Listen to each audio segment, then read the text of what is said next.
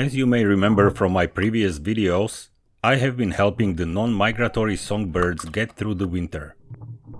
I did that by adding sunflower seeds to the birdhouse beside my house.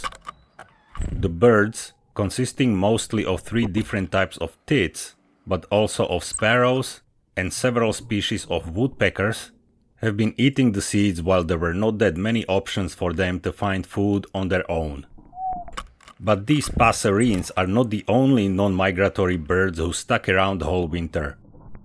There were also raptors, otherwise known as birds of prey. Some of those raptors, as I found out, feed on smaller birds like the ones visiting my birdhouse. On a few occasions I have witnessed a raptor fly in at great speed, grab a songbird and disappear with the little creature in his claws into the mountain. This raptor is so fast, not even birds as agile as Tits can easily dodge him. It takes him less than half a second to show up out of nowhere, catch a songbird, and fly away. To the credit of the Tits, I must however also say that when the raptor lacks the element of surprise, he is forced to fly away empty-clawed. He's truly fast, no doubt about it, but the Tits are indeed too, and I have watched them successfully outmaneuver him when the element of surprise got botched by a tit sounding an alarm call. Still, because of how fast he is and how he always seems to turn up out of the blue, by the time I grab a hold of my camera when he makes his appearance, he's long gone. He leaves me in awe every single time, but with no realistic opportunity to capture his hunting skills on video. But that one time, I was watching the birds from behind the window of my room when he showed up. He grabbed a tree sparrow perched on top of a tree and flew away with it. I had my GoPro mounted on the tree, but it was pointed at the birdhouse in order to film the birds feeding like I have already shared in my previous videos. He flew over the tree, so it was clear to me that he would be out of the camera's field of view, but I was still curious if maybe the cam captured some of him. I reviewed the footage and indeed, he did not enter the camera's field of view, but the cam captured his shadow on the wall. The glass on the birdhouse also captured his reflection. I had the GoPro set up to record in high frame rate in order to slow down the captured footage, but because the raptor is really fast, his shadow only appeared in 3 frames. Hardly enough to help identify the bird, but for the first time I got at least some footage of him. A few days later, I spotted him perched up on a tree in the forest.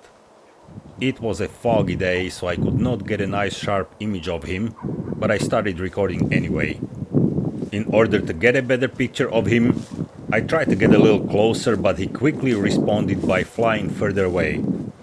This was up on a hilly side of the forest, so I did not even try pursuing him. It would take me a while to crawl up the hill, and if I did that, he would just fly further away and I'd never catch up to him. But that was the first footage of the actual raptor I got. That's as opposed to having just the reflection of his outline. Then the following day, he showed up again, but the Tits sounded the alarm and hid in the thuyas. They remained deathly silent, whereas normally a whole orchestra of sounds comes out of the shrubs. The raptor landed on a tree and for the first time offered me an opportunity to get a better look at him. The footage is not the greatest, because there's branches in the way, but I could see it's definitely not a falcon family of raptors. That's because initially I thought it must be a falcon given the acrobatics and the speed with which it hunts in the air. But now that I saw him, it became clear that this guy is simply too big for a falcon. This is an accipiter, a type of a hawk. A Eurasian Sparrowhawk, to be exact.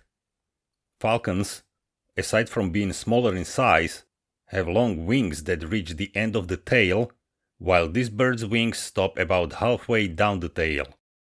Also, the falcons in Europe have very dark, almost black eyes, not orange like this raptor has.